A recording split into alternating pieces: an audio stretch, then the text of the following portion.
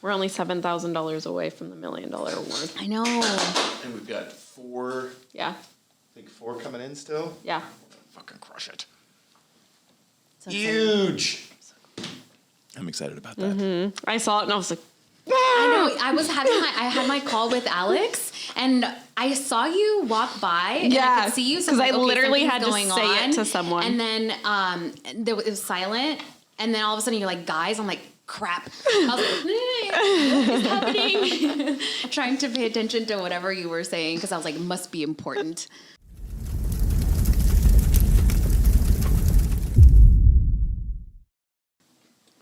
The consultant call on Monday was insane. We're like, this year as a company, we've blown every record has been broke. They're literally all of them, not one, all of them. that's insane. Biggest year growth-wise, biggest year revenue-wise, most $1 million earners, most 6-digit rep earners. Vanessa hit hers last week. Really? I handed her the check and she was like, is it? And I was like, yep, 102. Wowzers. I think 110 That was is our the goal. highest, so she's got a chance to be the highest now, right? I think Steven was the highest at 110, is that right? I think so. I'd have to double check, but I think so. Maybe I'm wrong. Yeah, she still has time. Yeah, it's a story of, we were talking about emotions. Yeah. And when we were talking about our scenarios of like very emotional times. Or losing your shit, essentially. Yeah, and so I brought up the story about me in Greece, and I had ordered a Chicken kebab. chicken kebab, and on the list it said veggie, and I had a whole internal like blow up moment. Because she didn't get Yeah. her chicken. Because you got Yeah. veggies instead of chicken? Because yeah, And they wouldn't give her the chicken. yeah. They wouldn't give you the chicken? No, no, like the guy, like there was nothing that I could do to like tell the guy like I ordered chicken, and he's like, it says veggie. Like he was showing me his clipboard, and I had wanted to pull up my text and be like, look, I ordered chicken, but he was not having it, and so I had to get the veggies. I was so upset. Because the chicken smelled really good. I was watching the chicken cook for hours. Why didn't you just order another one? Because you couldn't. Because you couldn't. It was part of her. Experience. The catamaran. You have So one. everybody, and I was like, It's the not a third one buffet. in line too. Yeah. And so, yeah, my best friend saw. Did she My order the best chicken? friend, she ordered the chicken, you get a taste on and she hers? could feel that I was fuming inside. And she's like, "Here, eat the chicken." Like she gave me some of her chicken. I was like, "That's a not the kindness. point. That's not the point." But I'll take so, it. You yeah. took it though, right? Oh yeah, I Yeah. took her chicken. Yeah, The point, but I'll take it. it's not the point. Yeah, that was a funny. Did you enjoy story. the chicken? No, I was still trying to process the emotion. We had a sad chicken experience. Oh, what happened to dinner? Not dinner. One of the chicks. What happened? So one of the named ones, Oh, Cash. even worse. it was about a week ago. We were doing our morning walk, and walked by the chicken. I could see it from probably 100 yards away. There was a chicken, the biggest one, laying down in an awkward position. And we went over there, and we don't know what happened, but he broke his neck somehow. So he was like, it had to have just happened because his body was still warm. And so then I was like, well, sometimes they'll knock themselves out and they'll Come back. they'll come back. I don't know how many times that happened as a kid. We would throw a dead chicken in the compost and then it's like, a couple hours later, you're walking around, you're like, what the fuck? Interesting. So I was like, well, let's just put him out. Maybe he'll come back. He didn't come back. So we lost our first named chicken. So we're 34 of 35. By the way, statistically, that is phenomenal. You're like, Tanya lost half of her chicks Her on coop. her way to being egg-laying chickens. But it was sad because it was one of the ones that we named. It was one of the It was biggest the first one. Yeah, and he liked to be held and follow Aaron around all the time. And we have no idea what happened. That's but so sad. I'm over here like, but did you eat it? we should have, to be honest. But everyone was looking at me and like really sad. I was going to be like, all right, so who's going to dress it? And I'm like, that's probably the one sensitive. Yeah. It was a big fucking chicken. So I was like, you probably should eat this, to be honest. I mean, But no one would enjoy hunting, it. gathering. Yeah. So what does it take for a chicken to get a name? That's a great question. It has to stand out in a way that makes it Okay. like they're not all named because they don't like some of them have very distinct features. Like Delta is very easy if you follow Aaron or Casey or sometimes Kat. Like they do a much better job of like showing our personal lives. So hopefully you guys follow them because you know what's going on at home. That stuff. But they like there's certain ones that have very distinct features like black beak, white heads, blue and green feathers. That's Delta. Okay. And Day named him. And then there's Dinner, which is the only one I named, and it was because when we got the chicks, it was literally twice as big as all the others, and I was like, "That's Dinner," Nice. and the name stuck. But I think we've only named like 7 or 8 of them. Okay. Out of 34? 4 now. We Okay. did have 35. We started with 35. The other thing that's going to be a little bit Hunger Game-ish is you don't really know, right, how many roosters you have when you get chicks. You can't really tell. But you can't have more than 2 roosters, maybe. Like if you don't want to have chicks, you can't have any roosters. We do want to have chicks. So 1 to 2 roosters. We don't have this could be Hunger Games-ish, like here in another 8 weeks.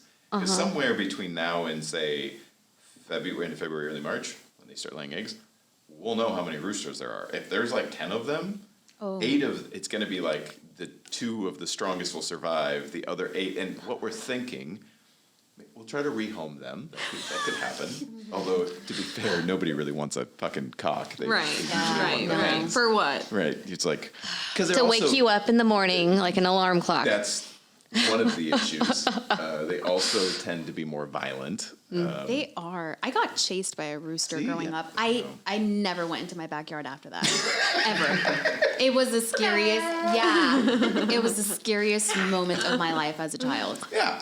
So we don't know, honestly. We don't know how many roosters we have. But my thought is, Kat's mom, who's just hilarious with her cute little Texas accent, was saying what they would do is they would take the excess turkeys to the other side of the property, and whatever 2 made it back first could stay inside of the hen house. All of the others had to live outside of the hen house and let the Interesting. chips fall where That they does may. sound very Hunger Game-ish. But like, so we're learning a lot about chickens. A good rooster will be the first rooster out and the first chicken out in the morning and the last one in the evening. So it protects the rest of the chickens, and it's very protective and like it nurtures, like has an actual functioning role over the hens.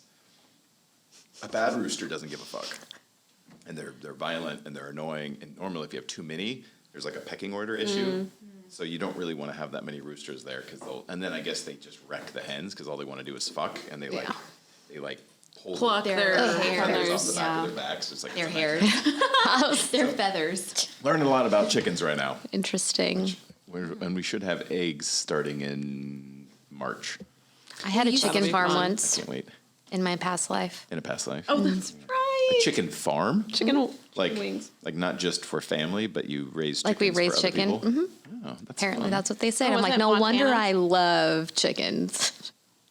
Eggs. I Chicken don't know if wings. it was Montana specifically, but anyways, we won't go into it. Really? You were stateside as a chicken farmer? Apparently, that's what they say. No wonder I have a really strong connection to chickens. I cannot wait for you to come up and hang out with our chickens. I know. It's going to be fun. Me too. That's why I'm just so curious about dinner. Yeah, very big, very large chicken. I think it might be a rooster too. You don't know yet. but Dinner? Yeah. Oh. It's massive. And I was a fisherman's wife, apparently. I have all And these another things. lifetime? Yeah. Apparently in Ireland, which confuses me, so we'll find out. Why does Ireland confuse you? I don't know. I never really thought I felt a very strong connection to it, but Have you ever been there? no. Oh, you might. Yeah. You But I go have there. a strong connection to fishing, What is that show? That's true. so it really that Outlander. Yes. That's the show. You read my mind. Have you watched that show? Oh, you may find yourself really falling in love with. I don't have a television right now. Oh, that's right. The And Scots. you got to be careful about that because the Irish and Scots don't want to be confused as one or the other. I mean, my television is broken currently, so not watching Really? TV. Yeah. That's a blessing. one- It is a blessing. Yeah. The big one? Our in the big living one. room? Remember the Yeah. one that won't turn on, randomly turns Oh, on? yeah. But now it's Somebody else completely is flipping the switch. it's just completely off now, and it's a blessing though because we find ourselves connecting way more, which is lovely. Weird. I know. It's been Weird. like 4 weeks. It's a great time. Yeah. That's Yeah. awesome. Yeah. I don't watch a lot of television unless There's something. it's football. Oh. And this year has been particularly painful for me. So I think I've come to the conclusion that I am too emotionally invested in the Seahawks. So I'm You are. You're just finding that out. Listen, sometimes I'm slow, okay? So I'm taking a step back. I may even shave this sooner. Oh. That's where I'm at. Yeah. That's a big deal. Yeah. It's frustrating. Anyway, so I don't even watch football anymore. I'm like, oh yeah. You are a different man. It seems. Yeah. Yeah. Yeah. Washington has done some work. You would think I'd be more invested Right. in the Seahawks now that I'm up in Hawk Country, but I don't know. I I won't got even too. ask. I got so angry. It's an the other night, oxymoron. and I was Moron. like, this is stupid. What day was this? Sunday. When we lost to the Niners. Oh, on Sunday?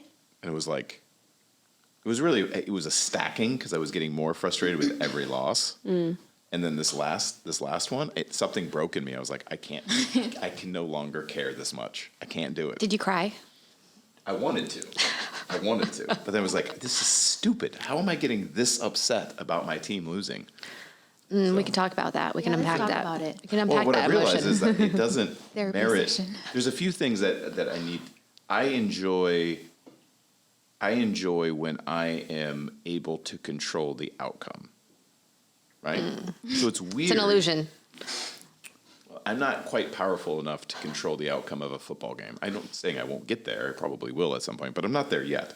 Which means I need to surrender the illusion of control, which means why am I getting emotionally invested in something I have literally no control of whether or not it goes This is how I felt with that chicken story. Yes, I could yes. not control the outcome. right. No matter what I told the guy. And you have to let it go. You have to let it go. So this is what I'm doing. I'm not saying I don't care about my Hawks anymore. I do. I am just surrendering a lot of the emotional capacity that I was investing in that space. How's it going? Frankly, thank you for asking. A lot better. I feel freer on the inside. If On somebody a has scale of 1 to 10, let's say, where's where you started? 10? 10, 11. 11. Really? Where are you? I Where was are you? there when we won the fucking Super Bowl in New York. It was one of the most amazing experiences of my life. So I keep drawing on that. That experience, whole yeah. experience. You're attached. I'm attached. You But- are. But I'm breaking it. And the weird thing about me, though, the scary thing about me is once I break something, it literally is like, Eh, yeah, Yeah. I'm over it. And I do feel that way. Not saying that I won't be excited about the Hawks going forward, just it's not. Unless I own the team, then all bets are off. But that'll be different because then I control the outcome of the game a hell of a lot more by who we draft, who we pay, who our fucking coaches are. Love you, Pete Carroll, but damn it, what's going on with our coaching staff? And I also don't I feel like I'm over-indexed in fantasy football.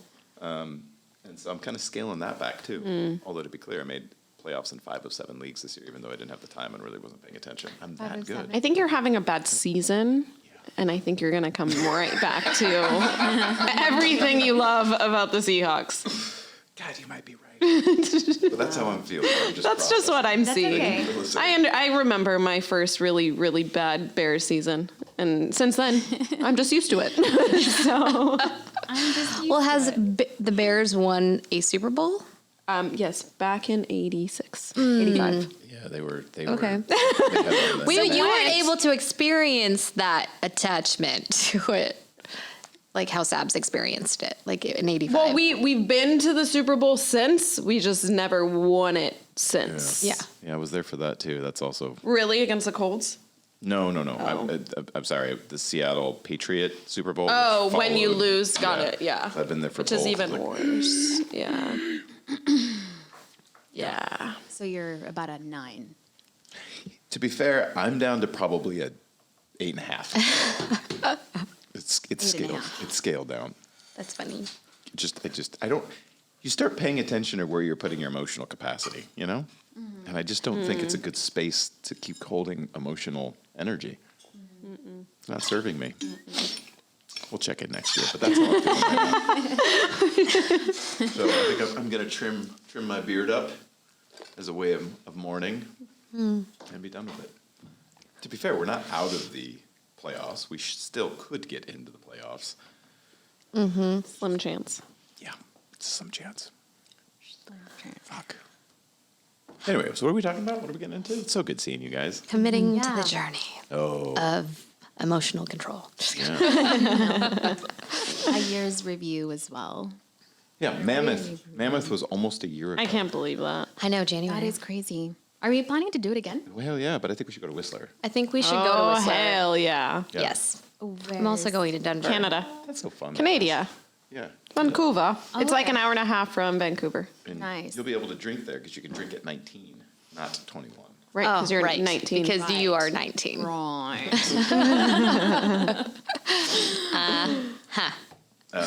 Yeah, the Whistler, I have not been in a long time. You were there. I haven't been there in probably 7 years. Yeah. Yeah, I remember. I was like, damn, Dre, it's so cool going to Whistler. Yeah, it's beautiful. I would That's definitely like to go. that's Washington's Mammoth. And it's about, from my house, it's basically the same distance as driving to Mammoth from here. Yeah. 5-6 How hours. is the landscape in comparison to Mammoth? Huge. Massive. Bigger? It's two mountains. So it's Whistler Blackcomb. You literally have Yeah. two mountains and the villages in between. And there's a giant gondola that takes you from one mountain to the other. There's- Giant. There's literally a run. I haven't been there a long time, but I assume it's still there. That's 13 miles long. Yes. Oh my Yes, goodness. like you'll go all the way to the 13 top where they have the really cool Olympic sign because they did the Olympics years back. And so you'll start there and it's insane. Just like you can go through the clouds essentially. Like you're on top of the clouds, then you go through the clouds, and then you end up at the bottom. It took us like a good 40 minutes to get from the top to Is the this bottom. like Yeah.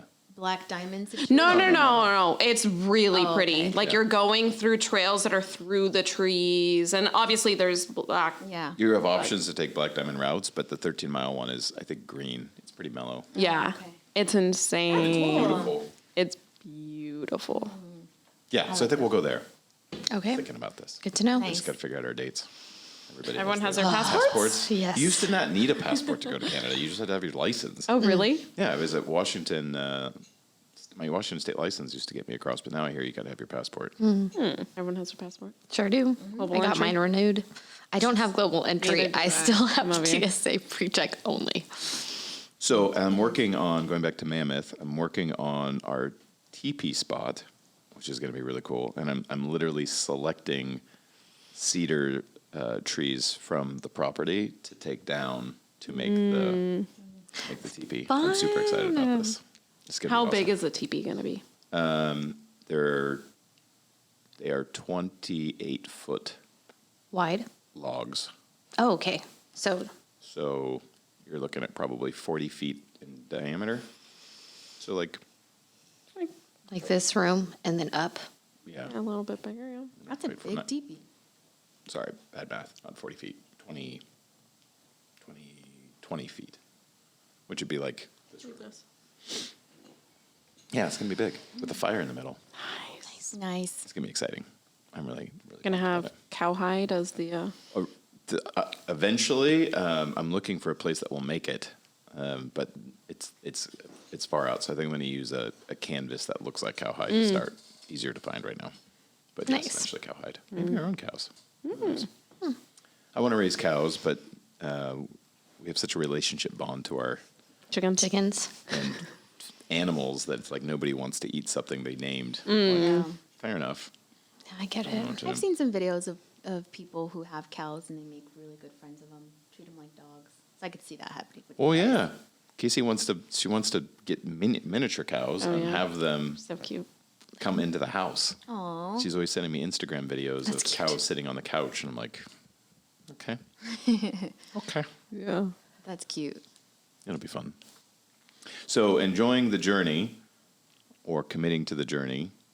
I'm going to be talking to our team tonight about this on the Zoom call, but I think a good jumping off point for that is, and I say this pretty regularly, in the pursuit of a goal that is bigger than you, what you will be most proud of isn't the single accomplishment, but who you become in the process. But that also requires that you become in the process, where very often where I see people get stuck is they're not doing the work of growing and learning. They don't have the tools, or they somehow assume that they have what it takes. And if you have what it takes for whatever your goal is right now, I would offer your goal is way too fucking small, right? It's taking an assessment of where you're at and then committing, which is why my song hasn't changed, and may at some point, but it hasn't yet, for a walkout song. Whatever it takes, because that is literally it. It's whatever it takes. You commit to whatever it takes to accomplish your goal. But how you end up accomplishing the goal is by not focusing on the end as much as becoming the person necessary to accomplishing the goal in process.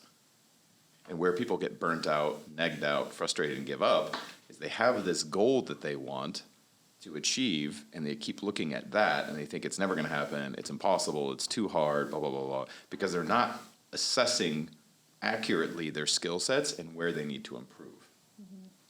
And that's where all the work is. And that's, I think I shared on the last Everyone and Their Mom call, the formula for building wealth is constantly upskilling, constantly getting better at your skills.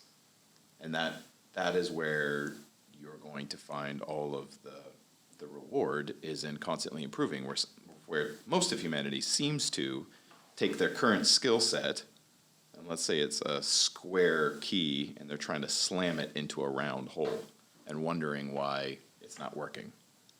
They're not thinking in terms of how to upgrade it. So committing to the process of growth is how you get there. And then why that matters is because once you commit to the process, the end goal, whatever it is, becomes a natural consequence of becoming the person that can steward that end result. It happens almost effortlessly, which is why when you see people who succeed at a very high level, very often they make it look effortless. It's like, why do you make this look so fucking easy? It's because they have developed the skill sets necessary to demonstrate that level of competency and many of them can become unconsciously competent. They don't even realize how good they are because they just continue to improve the skill set. Make sense? Yeah. So I'm obsessed with this theme, and will probably be, as I'm working on our 2024 goals and how to steward this next year, that is a reoccurring theme. So you'll probably hear me talk about this a lot, is like just committing to the work, committing to improving your skill sets, whatever they are. What's a current skill set that you're working on? Wow. This year, there's a lot. More than most years, to be fair, and they kind of go into different categories. I have an army of contractors at my property right now as we're developing lots of things. So I'm learning how to work with construction contractors on a different level and all the skill sets that come with that, and keeping them on time, on budget, and I'm working with some great people. But so I'm learning that. I'm learning how to manage a farm. As we're gonna probably starting in February, we'll start putting in our grow beds and start putting in our vegetables and everything like that. So all the skills related to that, which is a lot of fun. And so those are two areas that happy people are growing people. I'm having a lot of fun with it, but I'm probably working harder now than I ever have in my life, which is fine. I enjoy work. Like I didn't come here to have a margarita and sit on the beach, but it's like, and something we don't talk about a lot or acknowledge, I think, is learning is exhausting, because when you're learning, you're literally writing new neural pathways in your brain or reinforcing pathways in your brain. So it is very common to be more tired in spurts of learning, which means you also have to be more conscious of your restoration and repairing that, making sure you're getting super uber committed to restoring yourself, whatever that looks like, sleep being one of the big ones. So there's farm, venue, things that I'm learning, skill sets related to that. And as we're becoming more responsible for things, meaning animals, plants, there's like routines that the whole family needs to pick up on, which is fun. And then in the business, being a better communicator, being a better leader, are two those go hand in hand, but like just improving my leadership and communication. Taking social media way more serious. Like, to be fair, I've mostly just, like, what we've gained so far has mostly been just from a, how do I explain that? Like a natural consequence, like more Organic because of the content that you're posting Right. from speaking. right. Yeah. And it's like, oh, but now like getting more Strategic. more Yeah. like intentional. So I think, and I'd love to hear your guys' thoughts on this, I think I'm actually going to consciously choose to not cuss as much in my videos. It was one of the things I came to. We'll see how that goes. I can certainly do it, and I'm not saying I will never cuss, but I'm going to scale back the cussing, and I may ask John to start bleeping stuff out. Because the reason I came to this is I'm recalibrating my mission with that, impact and audience, and there's a scripture in the Bible, Paul talks about being all things to all men, and he's like, I'll put on the yoke of essentially the law, but he said the yoke of limitation or what's the other word? We'll say the yoke of limitation, meaning if I'm with people that don't eat meat because they think it's a sin, he's like, it's not a sin. Eat whatever the fuck you want, but if you think it is, then I won't eat meat in front of you. Yeah. Right? So it's like, I don't think I'm going to lose people for not cussing, but I know that I am losing people because I am cussing. Make sense? So it's like, that's something that I'm going to get much more intentional about this year. And then also like hiring professionals. That's another area. Like when I talk to people that they're at the next level, it's like, it's hiring people that are like really good at what you need them to be really good at.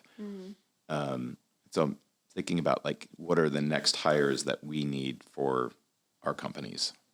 What are those key positions? So I think top of my list, those are kind of the things. And then I'm enjoying being a dad all over again. My whole thought on being a father has like totally recalibrated, which is super How fascinating. come? I don't know. I'm still deep in that work. Different season. Different season, but I would have said, it's interesting because I would have said 2 children was more than enough. And now I'm like, You want All 7. of them. You want 7. yeah, or 10, or like, I'm like, That's interesting. yeah, it's How is almost that? weird. I don't know. I'm still working my way through it. You have created more space in your life to feel that way. And I like this little baby boy is just like owning me. I freaking love him. I'm like, so cute. I could probably run this back a handful of times. So Will cats say the same? I don't. If they're 11 pounds again, I don't know about that one. God. No, I don't know. But I think she's, due for 2 more, 2 or 3 total. You have We'll to see. check in with her. It changes. Or Recently, 2. her language has been more like one and done. Well, after that one. I mean, there's Well, there's also things like, that she's learning that she's Well, never experienced. yeah, and there's it's somewhat interesting. I don't know how much I want to put on the podcast, my personal life, but I don't know if they'll care, or maybe they will. But it's like Casey and Kat are kind of reversing roles now, which is interesting. And it'll be interesting to see how that plays out. Where like Kat was usually the one that traveled with me. Kat was the one that usually had more freedom, right? And now Kat's now realizing, oh wow, there is this other entity that I am very much responsible for, and to be a very good mother, it's going to limit. I consciously have to choose to limit some of my other decisions. And so far, she's doing good with it, but I can tell it's like, oh wow, yeah, this is a lot of work, and like having a newborn is a lot of work. She's a very hard worker, and I think she's handling herself very well. But she's definitely moving into a new season, so. I don't know if she wants any more kids, and I know Casey doesn't want any more kids, so unless I have another partner that decides they want to have kids and I'm into it, I don't know if I'm going to get any more, but I'm very open to, like, it's more like before I was very much like, 2 is great, and now I'm kind of like. Would you be open to adopting kids? Have you guys thought about that? Well, it's so funny. I actually thought that's what I was going to do. As like a young man or a teenager, I thought, I don't know if I'm ever going to have my own kids, but maybe I'll adopt kids. So yeah, that's probably still on the table somewhere down the way. Or at least maybe the next intro is to look at either buying buying is kind of a weird word to say, but that's what but like running orphanages like around the world and like being more involved with changing generations of people in different areas of the world. Yeah. So yes, I think I could get into it. But I like being a father. I love being a father.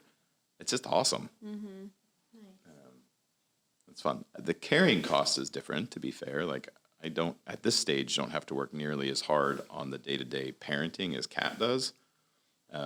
Certainly I have other duties, and I'm very conservative, I guess, in that way, or traditional maybe, is provide and protect are the two big roles for the male. And so it's also easier for me to do this in the season. I'm not nearly as stressed out as I was. Yeah. I fucking don't know how I got through that like 12, 14 years ago. Like people ask, how do you do this? Because they're in the middle of it. And I'm like, honestly, I don't know. I don't know how I do it. Trust. Literally. 2 fingers. Yes. Trust. Trust. Just strap in. Hope for the best. Hold on. I love How's that for everybody you. else learning? Thank you. Yeah. Especially when you broke down like the whole like construction and the venue, that's a whole different aspect Oh, I of can't it. wait to show you guys. Yeah. I'm very excited about that portion. Probably won't get the barn built this in 2024. Maybe late 2024. But when you guys see the whole vision, it's like we're just gonna just continue to take what we're doing and just.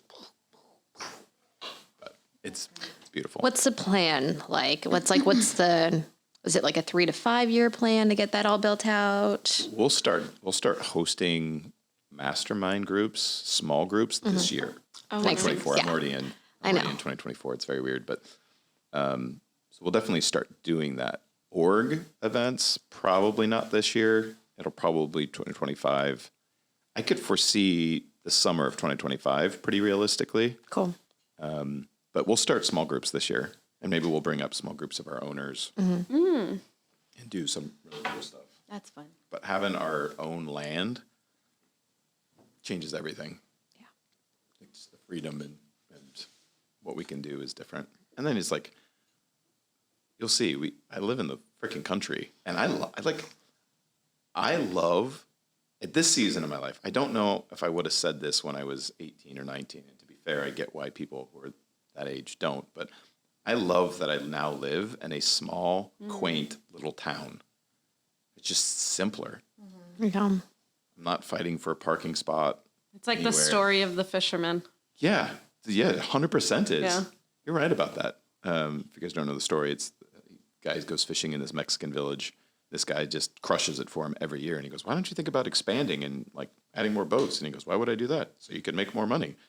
He's like, "Why would I do that?" "Well, so you could build a whole fleet." And he goes, "Why would I do that?" "Well, so you could live in a small village and not have to worry about anything and have all your needs met." And he's like, Isn't that what That's I'm what I'm doing doing. "That's now? what I'm doing now." It's such a beautiful. There's something to that. Yeah, there is. That is beautiful. I think that just speaks to even what you were sharing earlier about committing to the journey and the goal. Enjoying, just enjoying the process, and like you're already there. Yeah, well, that's it. You know? When you're doing that, you're living it now. Yeah. Right? It's like Vegas starts now. If you guys remember that story, like that's really it. And I've never been very money motivated. I'm very freedom motivated. The thing is it's very hard to get to freedom without money, unless you're going to go. I mean, there are ways to get there, but it's just a lot more challenging. Right. So I'm not like, there are people, and I know some of them, and I respect them, that like their whole purpose is to make as much money as they can. To me, that seems a little short-sighted, but, for some people, that's their scorecard. It's just, when you leave this frickin' realm, you don't take any of that with you, right? It's like, that's a good way of like looking at what you're doing here is to me, the store of riches is what you take with you, right? Which isn't money. It's how it impacts you. It's how you impact others. So I really measure what I do and impact and influence, which isn't to say money isn't important, because you do need to be a good steward of money to continue to play the game here. If you go to zero, it's like, it slows everything down and you got to start over. So you do need to steward money well, but I'm not driven to make billions of dollars for billions of dollars' sake. Now, I will say it is a scorecard. And there are exceptions, but I think you can, for the most part, extrapolate one's impact and influence in the world by how much money they're making, right? Jeff Bezos has wildly impacted the world. Right. He's one of the wealthiest people in the world. Elon Musk is one of the wealthiest people in the world and is literally going to change the world. Fucking love that guy. He gets so much heat, but I'm like, if you listen to him, he's like, dude's brilliant. I love brilliant people. Sapiosexual for sure. Yeah. But I think that mindset too has a lot to do with wherever people land in the, what is it, Maslow's hierarchy of needs? Yeah. Because if you're somebody who's struggling to feed your kids, Right. you know, you want to make as much money as you possibly And can. then hearing Yeah. some asshole talk about how money isn't the... Right. Get the fuck out of here. It's easy for you to say. Yeah. But to your point, I mean, you were there, maybe not to that extreme, but No, how I you talk was. about your hard times driving all the way to Rancho. So at some point, you were there as well. Yeah. Before that, my mom was dirt poor. When she passed away, right? Unfortunately, everyone's going to have to go through this, but when your parents pass away, if you're the oldest son or the oldest daughter, the government sends you their estate, everything, and then their IRS or Social Security earnings. So, like, literally, a couple months after she died, I got this document sent to me that literally every year she was alive showed me how much money she made. In my entire childhood, she never broke $20,000 a year. Wow. That's poverty. Like, trying to raise 2 kids on less than $20,000 a year is like, what? And we didn't. It's not like we ever went hungry. It just, money was the reason for everything. Money was just central to every decision. And she was stressed the fuck out constantly. And so that was my relationship to money, is like, she felt restricted because she didn't have money. So yeah, I know what it's like, and I know what it's like to be raised by a single mom who's like, I'd come downstairs and she'd be bawling her eyes out. Like, she'd wait till we went to bed, and then, so I know that side of it. Yeah. If someone's on that side of it, though, what are skill sets that you think would be the most valuable to learn or at least master? If you want to get financially free quick, for most people, unless you are just, there are exceptions. I'm just going to go with the general rule. Sales is probably the quickest way out of financial Poverty. poverty. Yeah.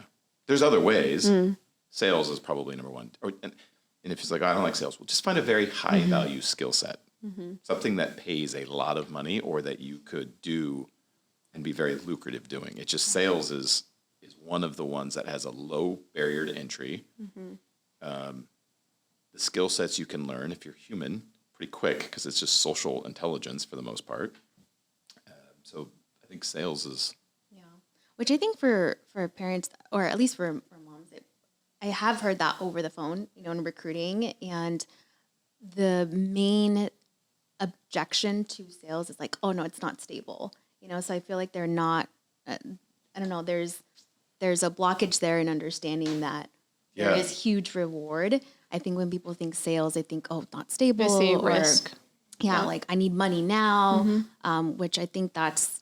That very thought process is what keeps people poor. Yeah. Literally. And it's sales can be unstable if you're bad at it. Yeah. But to me, it's like, well, what are your other options? Right. What is stable? And then what you think is stable isn't nearly as stable as you think it is. Every time we go through a bloody recession, there's huge turnover. 100%. And just wait.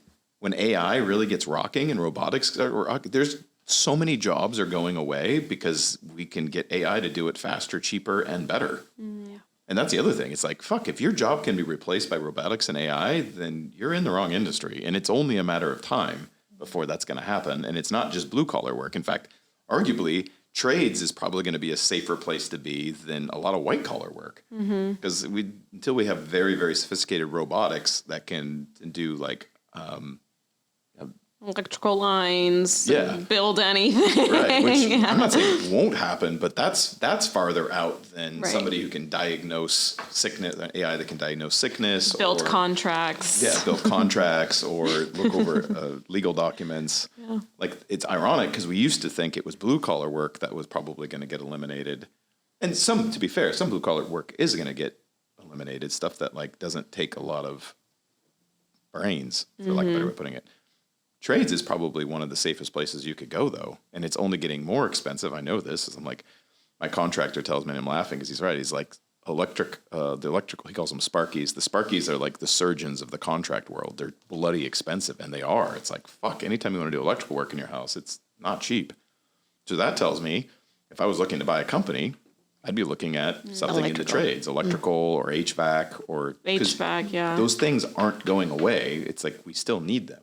Yeah. But yeah, I would look for high skill, high value, high in demand skill sets. Trades would be another place Yeah. for sure. If you're more into working with your hands than social. But the upside with sales is literally unlimited. Uncapped. Yeah, can be for sure. And then it's elastic because it's not just about selling a product or a service. When you get really good at communicating and articulating, your whole world opens up to you. Right? You just start getting stuff for free that you didn't even ask for, and doors open for you that wouldn't have opened for you if you never learned how to communicate. And there's no talent that goes into it. You know, it's just you have to understand what you're selling, watch people do it a couple times, really understand, okay, those cues that the customer's giving you. Like if anybody can do it, but that's really a matter of like if they're willing to. So like if you had like a mom that, you know, we bring her in and she's like, oh, it's already risky and oh, it's unstable. That's already a thought process. And that's why people are not successful in sales because they're so concerned about the end result as opposed to learning the right there. Yep. That's the consequence. Yeah. So then it's like, okay, so I'll take something stable that seems secure, and then the illusion of stability goes away. Like I said, every time there's a recession or a business isn't well managed. I was coaching somebody yesterday, and they were telling me about the business they're in, and I literally told them, I said, there's an 80% chance this business doesn't make it through the rest of the year, 2024. Like, it's not their business. They're employed by this business. I'm like, you either... A small business? They're relatively small, yeah. But I'm like, that's scary to me, right? Like as a business owner, 14 years running, like Pace said this the other day when we interviewed with him on the podcast, and I loved it. He's like, I think he said 7,000 meals are paid for because of his companies, meaning he employs X amount of people who provide X amount of meals, and he takes that very seriously. Because it's their families that they're also feeding. Yeah, to me, that a good business owner is thinking, always thinking in terms of that. Like, I have to protect the business for everybody, which is why it's important that you protect the bottom line of your business, that you're not overspending, that you're saving money for any day. Like Gary, when COVID happened, we just found out, he just had 40 million, more than that, but he executed on $40 million that was just sitting in an account Same. for just such an occasion as Right. modeling for a pandemic. It's like, that's what smart business people do. That's people and profit. And that wasn't the scenario this person was in. And they're overpaid, which is also a problem. Another one of those scenarios. I know. It just crossed my mind. I didn't want to say it out loud. The problem with being overpaid is it feels good for about 3 months to 6 months until the person goes, you're overpaid. I got to do something about this. Yeah. So what are you learning, Sandra, this year? And what do you commit to next year? What are you committing to next year? Man, 2023. What a year. I have learned so much this year. So Yes, and much. firsts. First, Yeah. what, I like first. I like in terms of like things you've never done before, experiences that were oh yeah, Greece. Oh my God, how can I And forget? chicken. Mammoth. Mammoth. Mammoth was a first, Oh, right? yeah. Mammoth was And the then- first. And then Greece. That's the Yeah. only two I'm aware of. No, yeah, Those were are exciting. It's like you could grade the quality of your life by how many firsts you had. Yeah, those were great. But 2023, I was reflecting back, and I really invested in myself this year. I got a fitness coach at the beginning of the year, and second half, I got a therapist as well. So I've come down to that place. It's like I need to do the work, like really do the work. So that has been great. Like, oh my God, it has been amazing.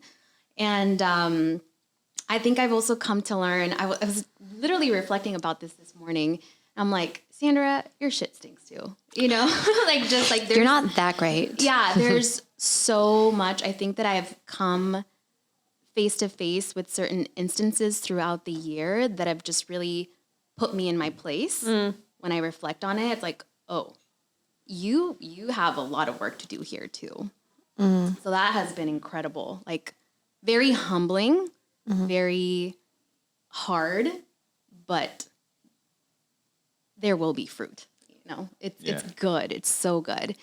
And I think in the most recent months, or actually not even months, weeks, like most recent, I've learned that I can handle bigger things. I can, and I'm talking about like physically handle more. You're so crazy. And also, Just now coming to this conclusion? yes. Okay, no, Big Bear but- Classics Yeah, memory this- coming back this into your 100 reel. That's 100%. Well, here's what's happening. It's like it's funny because I can handle bigger things. Yeah, no shit. no, well, a lot of people can see things on the outside, but you have to really come face to face. I feel Yeah. like to have that conviction. No, I'm with Yes. you. I'm with you 100%. It's, Oh, I see. doesn't matter if anybody else sees it in you. You It have does. to see it Yeah, in yourself. exactly. It doesn't matter. But yeah, physically and then just even emotionally, which was really interesting as well. In conversation with my therapist, I've just had just moments where I'm like, whoa, these emotions are big and they scare me. And oh my gosh, I didn't realize that I could, like, I have that capacity, which has been great.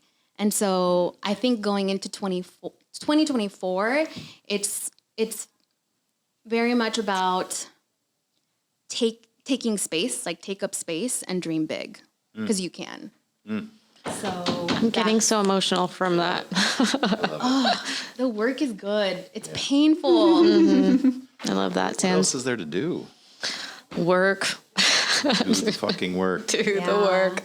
So love that. just, I don't know, just leveling up in so many things, from organizing, preparing Preparing and planning. preparing to prepare. Yeah. Time management, my routines, which are things that, I've constantly worked on, but it's coming down to that place. It's like, you gotta get it. Like you Well, have to get it. New levels bring new devils. So like, what got you here Won't won't get you always get there. you to the next. Yeah, it won't get you there. It's like Yeah.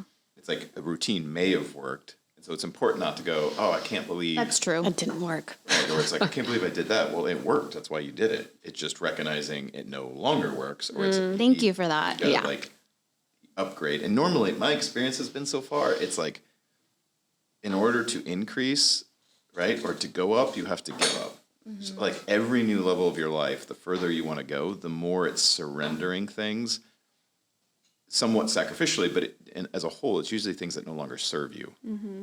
But there is a give up, and that's what like keeps people stuck very often. They don't want to give the things up, and they don't realize it consciously. Like, so for instance, if I said, hey, are you willing to give up that friend that you roll your eyes every time they ask you to go out and you don't really want to hang out with them anyway, but you do it anyway because you feel like you have some kind of obligation to them? Are you willing to give that up in order to get to the next level? Yeah. But then if they don't consciously say that, they don't do it, right? So they continue to hang out with that friend. Yeah. Hey, are you willing to cut your Netflix hours consumption from 40 hours a week down to 20 hours a week in order to be Full-time successful? job. Right. You cite that. That is the 48 hours a week is the current TV consumption. Shut up. Like fucking full-time job. Wow. Like, hey, are you willing? And notice I didn't say remove it, just cut it in half. Right. Well, if you say it verbally and consciously, most people will be like, yeah, I'm willing to do that. No. Yeah. But if they're not conscious about it, they don't realize they're not giving it up. They're stuck in these habits. Yeah. I appreciate that you said that because it's true. For me personally, I get down on myself like, oh, it didn't, this isn't working. But it's true. It's like it worked for you. Yeah. It doesn't work anymore. You're changing things up and it's feeling uncomfortable and you're testing things out, which is funny. Even with my schedule, I'm like testing, okay, what can I do here? And it's been great. So Try I not love to that. try not to change too many things at one time. You'll like literally geek the system. Like, Yeah. Yeah, I've been there. you too. Yeah, so that's me. That's what I'm learning. Organizing, preparing. What was the better. biggest lesson you learned this year? Biggest lesson? hard for me to put it in a nice little Package. It's that whole like you are where you're at currently because of the decisions you've made. A year ago. 5 years ago. Yes. And so reflecting on that, seeing that, and then just seeing where it is that I want to go. And it's like you have to make different decisions. So it's like I can't blame anybody for, you know, if I'm happy or not with where I'm currently at. It's all me. It's Better all or for me. worse. Yeah. So that whole like, hey, you have work to do. It just stems from reflecting on the things that I have accomplished, things that I haven't, the things that I'm still working on. That some of it I'm like, I shouldn't be working on this anymore. Like I should, you know. The word should is judgment. Judgment creates separation and blinds you from the very thing that you want to change. Right? When you judge it, I should be different. I should do that differently. That's anytime you use the word should, that's a great kind of flag to go, I'm speaking from the ideal Oh yeah. versus Weird. the real. Oh yeah, I messaged you. I was like, that was great because there are things that I do have, you know, those lists of things that I should be here. I should be far along. So that is work too that I'm still doing. You know. So the work then is to recognize, okay, well, I ideally think I should be there, right? That's where this comes from. But we have to identify where we're actually at. To navigate, you need 2 points. You need to know exactly where you're at and where you're going. And getting angry or frustrated or judging yourself for not being where you think you should be doesn't generally serve you. Yeah. That is one of the spaces and one of the conversations that I have had even in like therapy. It's like, hey, like being careful with the language that you're using and giving yourself grace as well, which has been really big too. So, Yes. yeah. But I think biggest lesson is that is like you are where you're at because of the decisions you've made. And if you want to get somewhere differently, make different decisions. And it's in your power to do so. Yep. So that's the big lesson for 2023. I second that. Yeah. And employ it. Employ it. Yeah. Employ that thought. So employ it. So like in 2024, think bigger. Stay curious. Hey, I wonder what would happen what if I did, how different would my life be if I think you start to die and age the minute you lose your curiosity. Curiosity, I think, is just such an important part of our own development and growth. Staying curious about your world, staying curious about what's going on around you, stay curious about others. And then it's a lot more fun. You know, it doesn't mean you won't. You know, I'm a super curious person, and for the most part, that's caused a lot of pleasure, but it also can cause pain from time to time. You're like, oh, that was a bad decision. Right? But, you know. Yeah. But I will tell you this, and I still got a fuck ton of life to live. I think I'm going to be here for a while because there's a lot to get done. Eventually I'll tap out and decide to leave. But I heard this when I was a kid, and I could say, 43 or 44, whatever I am now, I am already assessing this as true. But, there was somewhat of a cliche statement, but it's true. You're more likely going to regret the decisions you didn't make than the decisions you did make. And I realized, for me, there was, I think I played it safe way too early in life, in particular areas of my life. And I think I understand the conditions that led to that. But it's like, fuck. I think regret's a waste of time, but I am assessing this going forward about how I make decisions. It's like, I'm already at a season where I'm like, man, I wish I would have done that versus, man, I'm glad I didn't do that. Which, you know what I mean? I think there's something to be said for that, but stay curious and keep challenging what you think is possible. I wonder if I could do this. I wonder what would happen if I did this. And then that expansion continues to open up new horizons. But you have an insanely strong internal constitution and strength that if you can connect this and that to seeing that, you're going to be an unstoppable force. Yeah. We'll continue to practice to employ. Yeah. Stay curious. Get out there. Doing it. When was the last time you went dancing? I went dancing With Stephanie. A couple weeks ago. Yeah, with Stephanie when she was here, maybe about 2 weeks ago. Was that 2 weeks ago? I think. Yes. Wow, yeah. 2 weeks I would ago. say 2 weeks ago. Yeah. Oh, and actually, my dance friends, we had a Christmas party, so we definitely danced. I made sure that we danced. It was so good. Right. Nice. Yeah, it was great. Yeah, what about you guys, Drake? I know that's how I felt when Molly asked me. I was like, dang, this is. I know. And as the things you were saying, I was like, yep, me too. I found myself saying a lot more no's to people, which was so reassuring to me because I was like, that's such a waste of my time. And I was saying yes to everything else that I was committing to. So I think the no was super empowering because, you know, people had their own opinions of me not going somewhere, not doing something or whatnot, that it felt so much better. I don't care. It's generally an indication of clarity, right? The clearer you are about, what you're doing, the easier it is to say no because you know it doesnn't serve you. That isn't what you want. Yeah. And when you mentioned time management, I was like, oh, yeah. Like, although that's my forte, you know, it's just I became a machine of there's not a second that I'm wasting doing something that I shouldn't be doing. Right. Or whatnot. Be careful with that word. But, oh, gosh, the things that I have learned and a lot of firsts. You know, from running the admin dev meeting for the first time to being filmed to Mammoth to, I don't know, there's just so much that I'm learning that I'm going to continue to pursue in 2024. It's been quite the year. Hell yeah. It's I been forgot quite about the YouTube stuff. That is like new to 2023, right? Being filmed. Yeah, Yes. being filmed. Yeah. Even like he's filming me in like crew meetings, Bravo. I'm so excited. I'm like, okay. But yeah, You all need to get your personal brands rocking. I know. I know you were talking about social media, and I literally have it in my goals for 2023 to start posting once a week. You get into your spurts. So I'm like, get oh, into my hi, spurts. Yeah, because I remember I'm like, okay, that was my goal. So I'm posting, and then I'm like, why? You know, like no, but it is important. and there's the people want to see you guys. They want to see your story. They want to understand you. There's an audience waiting for you. So just think about that responsibility. that is partly why, but I've Just even within our community, right? A lot of the followers, I'm sometimes almost scared. Scared is probably the wrong word.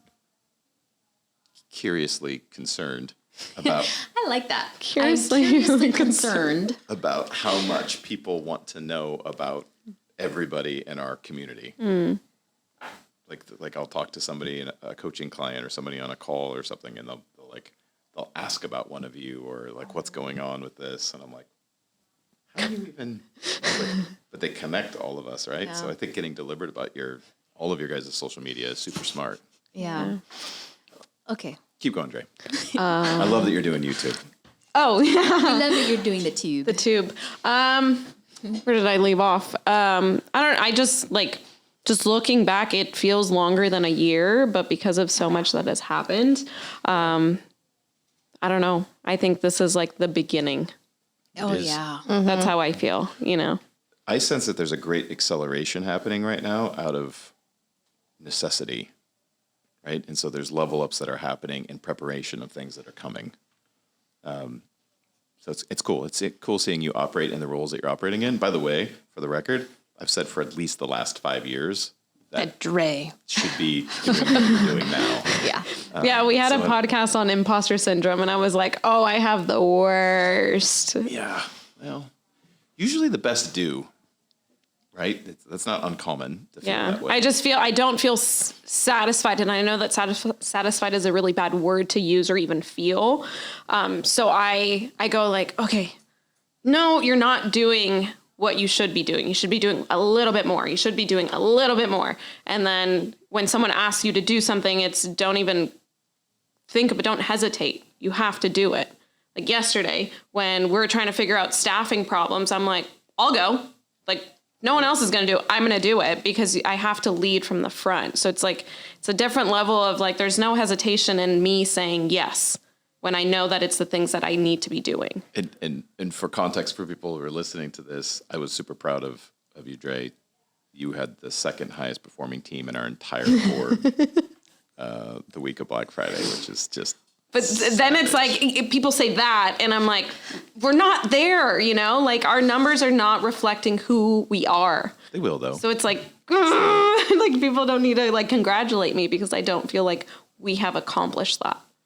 Yeah. Well, you kind of asymptotically approach perfection. You never really get there, but the way I look at it, as long as there is continuous improvement, we're good. It's just constant, and then learn.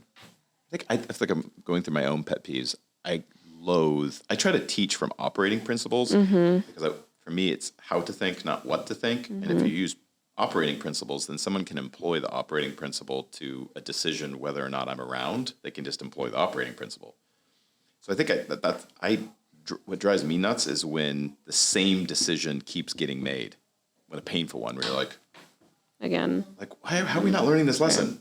Employ the principle, and everything gets better. And I think you're really good at that, which is why I think you're starting to see gains with the teams. Is like you don't generally make the same mistake twice, or if you do, it's because it came at you differently. It wasn't obvious that it was the same thing. Yeah. And when you see people who improve that way, they're generally unstoppable. Like if they just keep going, the end is inevitable. Yeah. And I seem to start to crave having intellectual conversations and intelligent conversations as opposed to spending my time with, although, you know, granted, I have friends that are in different phases and seasons of their lives and it's totally fine, but I don't crave those conversations anymore. There's a different like, ooh, who can I hang out with this weekend that's actually going to improve me overall, you know?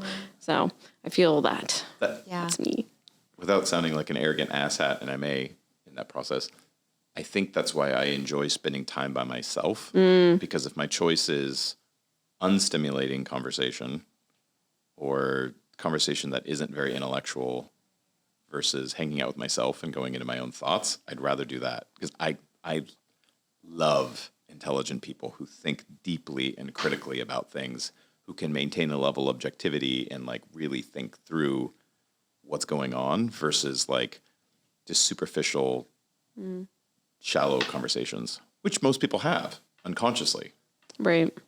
Because they're safer, they're easier. There's lots of reasons why that's the case. I feel you with that. Your turn, Molly. What Ask have you me a learned? question. What have Okay. you learned this year? A fuck ton. 2023. I know. I feel like everyone's just like, Oh my gosh. I'm glad that we're talking about this though. Like it's good to have you back on the pod, Sebastian. our guest. Our guest speaker. But within the last 6 months, I moved from my location that I was living in for the last 4 years through COVID. And so that to me felt like a really big shift in which what I learned was having to create, like what I was sharing with you. I'm like, I need space so I can create and fill it with creativity. Right. And so what I'm in my personal, I wanted to talk more even in your personal relationships. So I'm like, tell me more about your personal life. But anyways, a lot of things this year. So I'm married for 3 years. Woo. I've been in this relationship roommate situation for the last 7 years. And those numbers were like really big. And my relationship with Charles, even though I continue to say this, like I just fall in love with him even more every day because as a partnership, there are seasons in which we help each other out in the best way we can, as best as we could. And so when I feel like I'm going down, or I feel like if I can't hold myself up emotionally, he's there for me. I'm going to get like very emotional with this, and vice versa. Right. So it's like, I love having that partnership where like we have each other's backs, and not all the time I'm like 10 out of 10. Like I know this. And like for him, same thing. And so even in the responsibility of just the errands of the, like, literally I'm talking about like the cleaning, the cooking, the making sure everything is good. Like we have a really good, almost like 50-50 split on that. And to me, that helps out whenever I have way too much work on my hands and I can't do it. And he just like, without hesitation, just does it. And then vice versa. And like, even last night, he has a project that he's working it with, and I'm literally just packing lunch and he goes, "Why are you so good to me?" I'm like, "Because you're good to me." Like I love reciprocating that energy because I, as a person, just feel like I am attracted to people that can just get their shit done by themselves. But then if I can help, I'm here to help you. Yep. And then with that, going into more of like my friendships and my relationships that I built over the year, I've realized, same with you, I crave being with people that I can have deeper conversations with. So like this whole surface, like, oh, hey, how's your day? Good. Oh, I'm good. Cool. Like that shit, I am like not about, and I don't crave that at all. And I'm even more so like I'm getting really called, and I'm sharing this with you guys on the pod, to create an actual space for me to create a space or a studio where I can even have like my own classes. So like with this in mind, because we had moved, we have like 2 studios or like 2 rooms. I'm like, okay, I created a studio, right? And now I've had even like my own clientele that comes in almost every other day. I have a student, right? And so I've offered very low cost and or free just so that I can promote myself. And so with them, I'm just like, okay, like what am I really afraid of? Like I am afraid of failing, right? Like in any way. That's why I'm still holding off on things.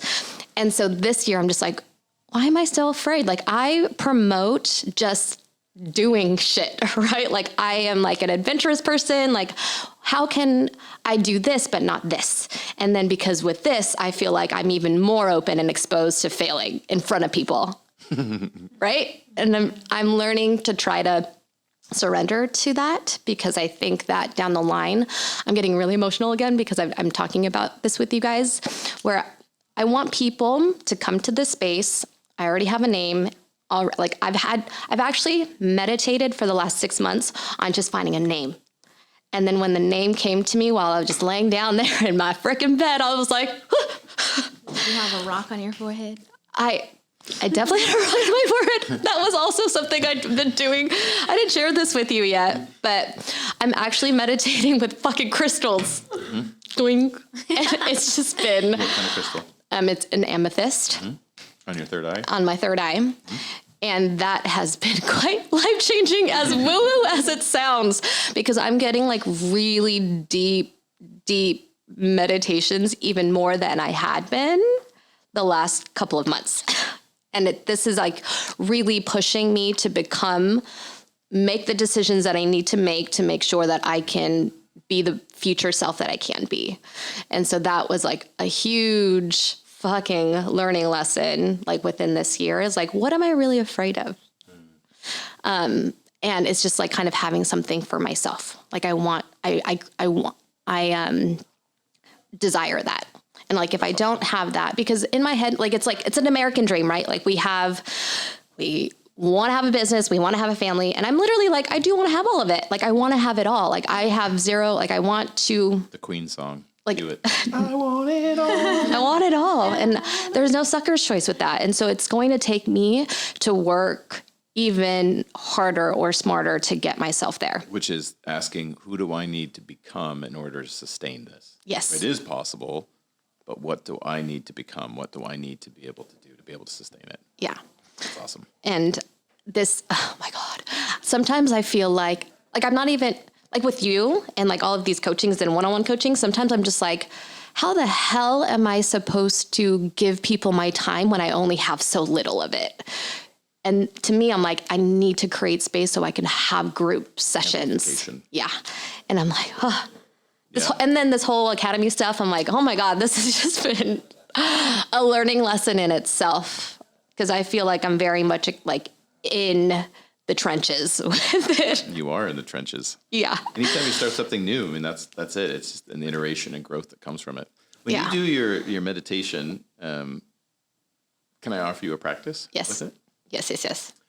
Practice as you're meditating, think of yourself as Molly, the person that has a rock on her forehead, a crystal on her forehead. I do. Right? So embody that, and then become the crystal itself that is sitting on the body, which is Molly. That's cool. Ooh, I've never done that. So reflect both directions and see what may come from that. Okay. Are you the person that the rock is sitting on, or are you the rock that the person is? Yeah, that is sitting on the person. Ooh. The integration of the third eye. You may find some some juiciness in that. I'm excited for that. I love Thank you for offering that. A lot of my work recently has been a lot of inner child healing. Yeah. Yeah. And Nobody gets out of fucking childhood without issues. yeah, and you don't realize as much until you're really, when it comes into surface, like, what does my child need? Like, why is she still afraid? Yep. Who made her feel insecure? Yep. You know, and it's always like some outside source or someone fucking telling me that, you know, like, you know what I mean? I was like, oh God. This has been fun for me to see from the perspective of Jackson, the struggle, if you will, that's how I would describe it at the moment, of integrating this massive spiritual being, massive is a relative statement, but in power and energy is not, into this tiny little embodiment of human. And like, I can see it in his, like, as he's dropping in and trying to integrate into body, like, how the fuck do I use these? Is this, I'm not in control of anything yet.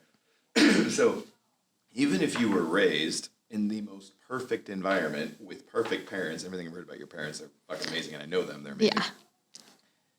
The struggle of integrating into what is human is traumatic, right? And I think part of our work then is to go back in and resolve those traumas as a fully integrated spiritual being inside of the meat suit, and then you're updating all of those old operating systems that you were using to make sense of this fucking world. It's like, I see it in Jackson's eyes as he's looking around. He's like, what the fuck is this? Right? And it's like, and as a baby human, you learn powerful lessons very, very early as a human. One of them is you were 100% dependent on someone else. And if you live long enough, there's a good chance you're going to leave the same way you came in, which is also super fascinating to the human experience. But that leaves us with our stories of coping. How do we resolve these issues? How do we deal with these issues? And then we create programs, very much largely dependent on our cultural and family backgrounds, to make sense of that. And then when we get to a certain level of existence, when our spirit fully drops in, it's like, hey, I'm still using these kind of ghosts in the system that no longer serve me, but I haven't consciously removed them or rewrote them, and now I need to. And that's when you become a fully actualized being that flexes on this fucking planet, which is the point. It's like, the greats didn't drop in with different struggles. They dropped in with different solutions. Like, Christ is just one of the avatars, but one of my favorites for sure, for many reasons. But he's like, Paul says about Christ is like, he was tempted in all ways. He was human in all ways. It wasn't like he was exempt from the human experience. He overcame, if you will. Maybe overcoming is not the wrong. Conquered or surrendered into in a way in which he was able to embody deeply human, but also God, which is everybody's opportunity. But in order to do that, we have to integrate, right? And a lot of us spend an entire series of lifetimes just resisting the integration, right? Where it's like, fuck this place, which I get. Like, if you're in oneness, coming here is like, the fuck are we doing? Never mind. It's like, that one out. Go back. It was all Refresh.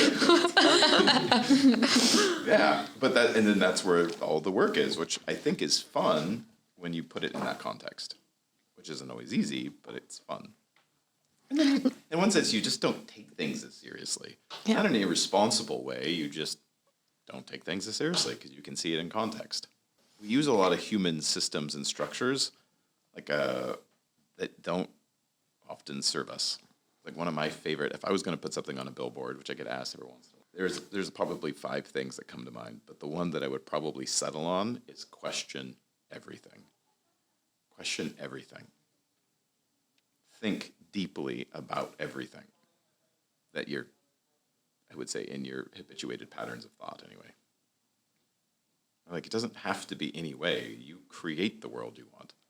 And hopefully, my life's goal is, if there's anything that is said about that, I probably won't have an epitaph because it's probably annoying to my spirit, but I would say, if I did have one, it would be some version of he created, right?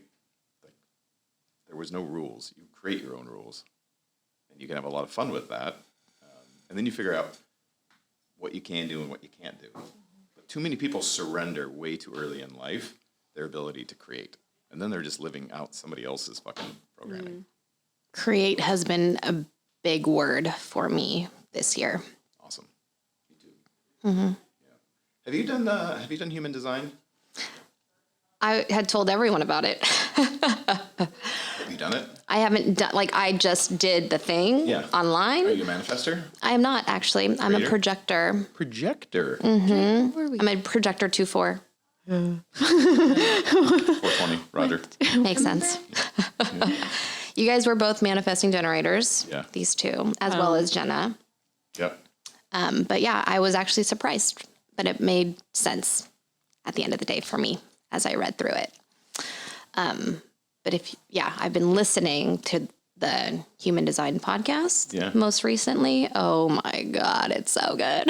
It's so good. Human design. Have you gotten your design actually read? Yeah, so John, if you guys remember John Crouch, who he's I don't know where he is. He's just I don't know where he is. Okay, I was like, he's dropped off the planet. I've tried reaching out to him a few times. I'm sure he'll surface again, but he got really into gene keys for a while, which gene keys is the base. I thought it was super fascinating. I don't know if they make that clear, but basically gene keys is the nerdier, more in-depth version of human design, but as a result can be hard for most people to like, what the fuck am I supposed to do with this? Yeah. So the guy who designed human design was like, hey, I'll just take your gene keys and turn it into a more polished thing that's easier for people to like practically Understand. use and understand. yeah. And so I did that, and I thought it was super fascinating. With all of these things, I always say, don't make life decisions solely based on this information, but take what aligns with what you already know. Let it serve you in your confidence in the direction of what you already know. But I think it can be very useful to understand. Yes, I agree. It's just like your horoscope, right? Totally. Same thing. Yeah. Which I'm 100% into, by the way, but The still, pattern. I love the pattern. It's like, you don't know me. But you do know me. And then when it pops up with y'all, I'm like, know what you're going through. I turn that off. I don't go on there. I got it just for you, Yes, but I don't. I'm like, You don't like it. no. Yeah. You don't like the idea that everything is there. It's okay. She doesn't believe in ghosts either, so whatever. It's true. No. We'll have to go see one together. That'll be fun. Yeah. Yeah, I have the app, but I got it just because you Yes. really wanted me to get Yes. it. So I did, but And it's just then? sitting dormant. It's not even updated. No. Can we recap why you don't like that stuff again? There's a part of me that I'm like, let me Yes, just go find on. out on my own. You know, like, You can. I can't, and I still will, but there's a part of me that just thinks, like, if I read this, then am I the It's one reaffirming, That's like, yeah. just kind of now doing it because it said that I was going to go through, I don't know. The what, you know? instances is that it does it perfectly timed when you're going through it and you read it. You're like, oh, I'm actually going through that right now. Well, that's a thing, like, because you can read ahead to certain things.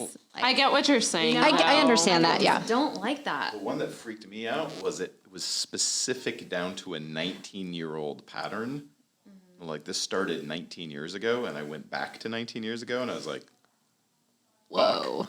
like, it was the year my entire life, like, just upheaval of everything. And I was like, I don't know. And then the other it's funny.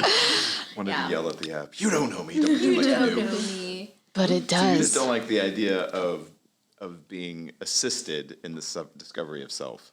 No, I do like being assisted in the discovery of self. It's like a false manifestation when you're reading it. Yeah, and who knows? That's gonna My thought happen. about it might change in the future, but right now, this is my thought. I'm like, I hate reading it because then I'm like, oh, then I freak out. I'm like, oh crap. Like, well, what? And then my mind just starts to go all kinds of places. And then the other piece, is like, to me, I'm like, I don't want people to know what I'm going through. Like, this is my stuff, you know? Which is probably where social media comes in, where I'm like, no, like, why do they need to know what I'm doing? You Yep. know? Right. So there's probably something to that. Sure. Yeah, You that know? makes sense. But that's What are you hiding in that closet, Sandra? Yeah, it's like, let me take care of my business by myself. Why do you need to know? I get it. You don't I need get to it. know.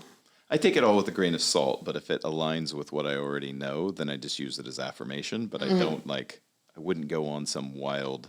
Goose chase. Yeah. It's hilarious. Like, I don't want to make fun of my woo-woo friends, but they'll speak in a language that is almost like you would have to be in their community to even understand what the fuck they're saying. But they'll be like, my horoscope said that I would, and I think I'm going to totally get with and I need this crystal to support my... Crystal. And you're like, what the fuck? Like, it's like, in other words, it's like it's all outward affirming. The world is telling them that okay. they're stuck because it's still the outward world affirming these things. And then they're just, you're never, I shouldn't say never. You're not likely going to hear me say, like, oh, I'm doing this because of some outward thing. Yeah. It would always going to be an inward, like, Decision. Right? Like, well, my horoscope said I should. And if I did that, it would be totally because I'm trying to be, Funny. yeah. Sorry. Yeah, no, yeah. To me, it's weird when we appeal to things outside of ourselves. Yeah. Yeah. Totally. So I'm with you on that. It's okay. I still don't love onions, so I'm okay with it. I'm still waiting for the day. I'll let you know if my mind changes about it. I may not, and that's may okay. not. And that is okay. It is okay. Yeah. Have you I will done any- still accept you as a friend. Totally. Yeah. Have you done any past life regression stuff? I have not. I have, and Molly's it was talked like, about it. what? It didn't make sense to me. Really? Yeah, I got it, or I won it at the Mighty Gala. Yeah. Mighty Gala. Yeah, And it didn't make sense to me, and I was like, okay, I think that didn't this was resonate? kind of yeah. I was a winemaker's daughter in Italy. isn't that a song? I don't know. Winemaker's granddaughter. Everything is a spitting song. image of my father. I'm sorry. Yeah. And that just didn't. No, and I was like abused by I was arranged. It was an arranged marriage, and I was abused, and they killed my parents in front of me. Oh God. And yeah, I was like, So, like anything, you have to take it with a grain of salt. 100%. For the same reason. It's like, if it doesn't resonate, like my dear friend Jasenia, as I've gotten to know over the last few years, she's very in that I need to world. contact her. You should. Yeah. She would love to speak with you. Yeah. But if you're listening, Jasenia, just call Dre. Yeah, call me, please. But I always, like, when she shares shit, I'm always like, my question I always challenge her with is, how is this practical? What is actionable about this?